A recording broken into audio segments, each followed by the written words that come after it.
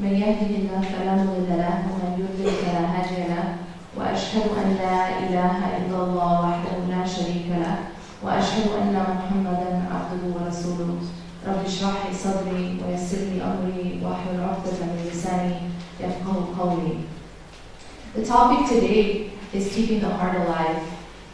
But before we try to do something or work hard to do something, we have to understand why it's important.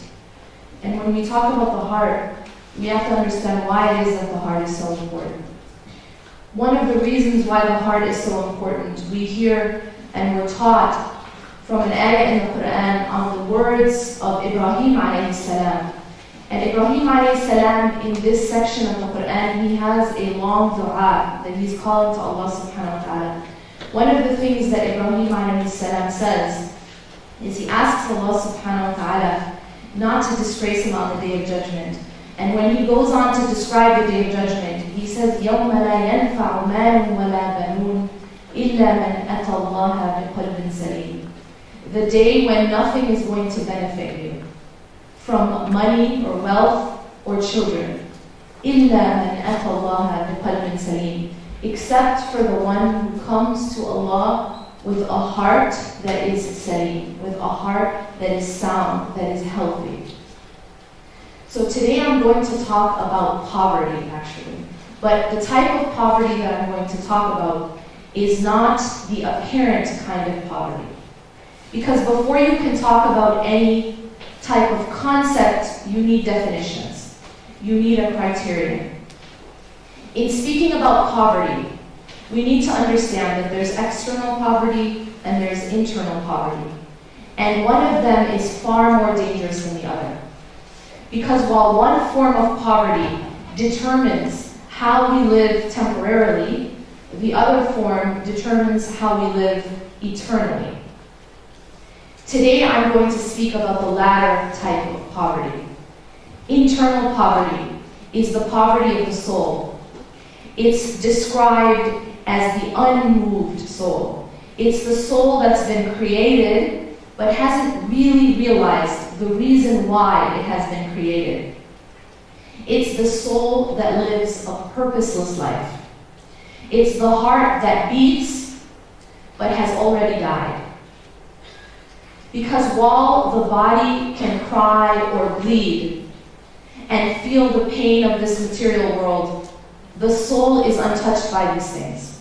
See, there's only one thing that can cut or stab or impoverish the soul.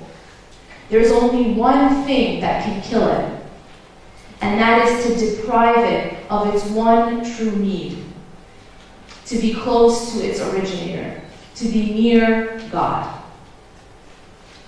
Spiritual deprivation is the true impoverishment. True poverty is standing poor on the Day of Judgment. As the Prophet ﷺ told us, and yet despite this reality, we continue to live our lives, feeding our bodies, but starving our hearts and our souls. The sad irony of this focus is that our body that we tend to is temporary, while the soul and the heart that we neglect is eternal. When a body dies, we cry. But the death of the body isn't the true death. It's only the removing of a shell, and then the movement from one realm to another truer realm. We weep for departing bodies, but our hearts remain unmoved by those bodies that are still alive, but whose hearts and souls have already died because of their alienation and distance from that which gives life, God. What impoverishes and kills the heart? It is allowing the heart to know, it is allowing the heart to love anything as it should only love God. See, the heart was created with a very particular purpose and in a very particular way. when you fail to use anything for the purpose for which it was created, then that thing breaks, it drowns, it starves, it dies. The heart was created for God and by God. The heart was created to know and love God. The heart was created to be given to God, to be filled with God. The heart that is given to or filled by any other thing suffers the most painful impoverishment and death. The human heart is like a boat in the ocean of this life. The boat that allows the ocean water to enter breaks and then drowns. The human heart that allows this dunya to enter breaks and then drowns. And then it becomes owned by this life, owned by our gadgets, our Facebook, our jobs, the distractions, the fashion trends, the marketing tools, the money, the power, the status. The heart that is owned by this life is a prisoner of the worst kind. The heart that is owned by any other master, other than the master of masters, is the weakest of all slaves. That is true impoverishment. That is true oppression. That is true death. As human beings, we enslave ourselves to a lot of things. Some of us in here are enslaved to money. Some of us have enslaved our hearts to other people. We love them as we should only love Allah. Some of us are enslaved to status or to our careers. I tell you to ask yourself, what do you love most? Many of us in this room, in fact everyone in this room, will probably say that we love God and His Messenger most. We say this with our tongues, we say this in our minds, but our hearts, our actions say otherwise. How do you know? Ask yourself, what is your refuge? When you're most broken, where do you go? When you're afraid, where do you hide? When you need, who do you ask? What do you fear most? What do you stay up at night worrying about? Who, what makes you cry most? What do you think about most? What occupies your mind in your prayers?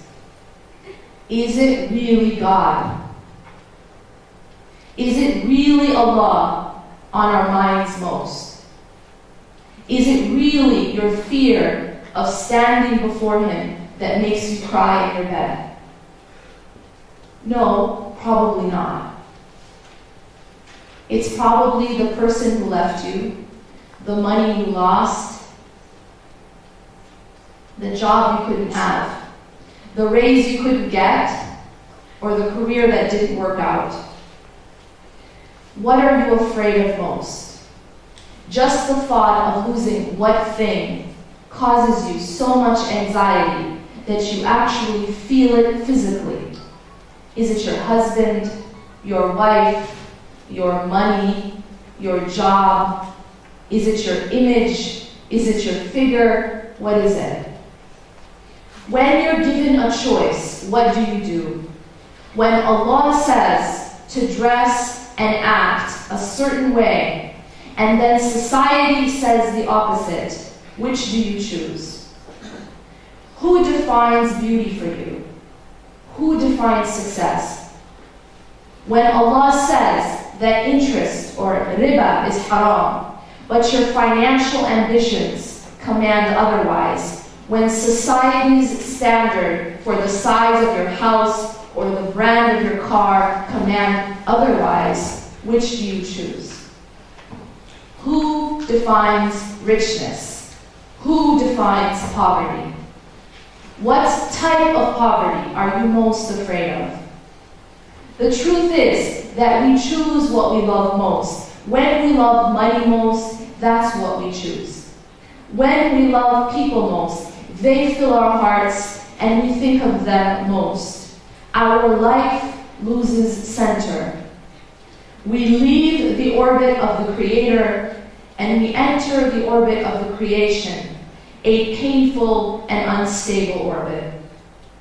In the orbit of the creation, we rise and fall with the wave of the creation, the wave of praise and criticism. We rise and fall with the wave of the creation and their definitions. Our standards for success and failure come from the creation, from society. The standard for richness, the standard for poverty, comes from the creation, from society. But I think that in teaching Islam, there is a point where we went wrong.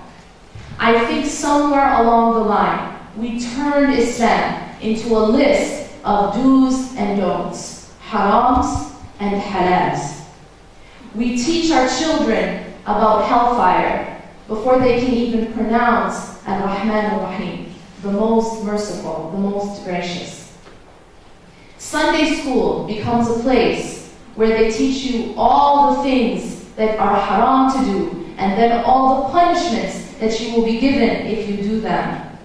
As soon as a person converts, the first thing they're told is now they need to change their name and stop celebrating Valentine's Day.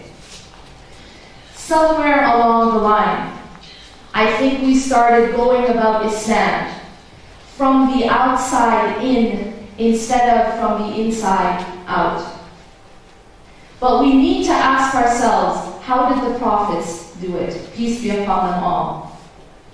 One of the companions relates that Aisha radiallahu anha said that if the first thing to be revealed was, do not drink alcoholic drinks, people would have said, we will never give up alcoholic drinks.